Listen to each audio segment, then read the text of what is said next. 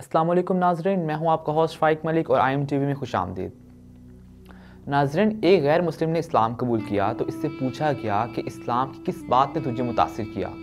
تو وہ بولا کہ صرف ایک واقعہ میری ہدایت کا سبب بن گیا کہ مجلس رسول اللہ صلی اللہ علیہ وسلم لگی ہوئی تھی اور لوگوں کا ہجوم تھا۔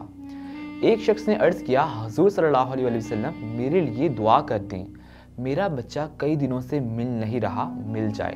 قبل اس کے کہ حضور کے ہاتھ اٹھتے، ایک شخص مجلس میں موجود تھا کھڑا ہو گیا۔ حضور، میں ابھی فلاں باغ سے گزر کے آیا ہوں، اس کا بچہ وہاں بچوں کے ساتھ کھیل رہا تھا۔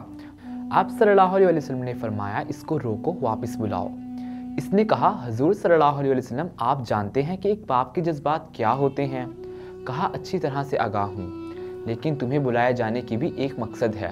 اس نے کہا، جی حضور، ارشاد فرمائیں۔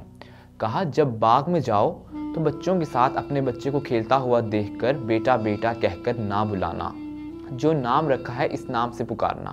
کہا، حضور میرا بیٹا ہے، اگر میں بیٹا کہہ کر بلاؤں تو حرج بھی کیا ہے؟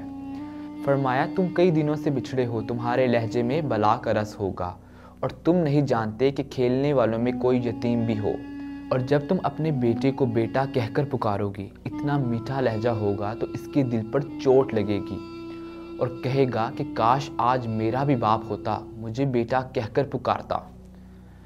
فرمایا، یہ شوق گھر جا کر پورا کرنا۔ آپ نے فرمایا، کسی بیوہ کے سامنے اپنی بیوی سے پیار نہ کرو، غریب کے سامنے اپنی دولت کی نمائش کرنے سے روکا گیا۔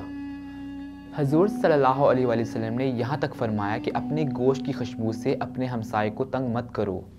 اس غیر مسلم نے کہا کہ حضور صلی اللہ علیہ وسلم کے اس واقعے نے کہ کسی یتیم کے سامنے اپنے بیٹے کو بیٹا کہہ کر نہ پکارو، اس نے مجھے بتایا کہ اسلام کیا ہے۔ ناظرین، اسوہ رسول ہی ہمارے لیے مشعل راہ ہے۔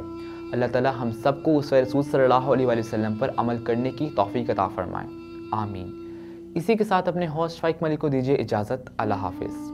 اگر آپ نے ابھی تک ہمارا چینل سبسکرائب نہیں کیا ہے تو فوراً اس سبسکرائب کے بٹن پر کلک کر دیں اور ساتھ ہی بنے بیل آئیکن پر بھی کلک کر دیں تاکہ ہمارے چینل کی طرف سے آنے والی تمام لیٹسٹ اپڈیٹس آپ تک بر وقت پہنچ سکیں۔ بہت شکریہ۔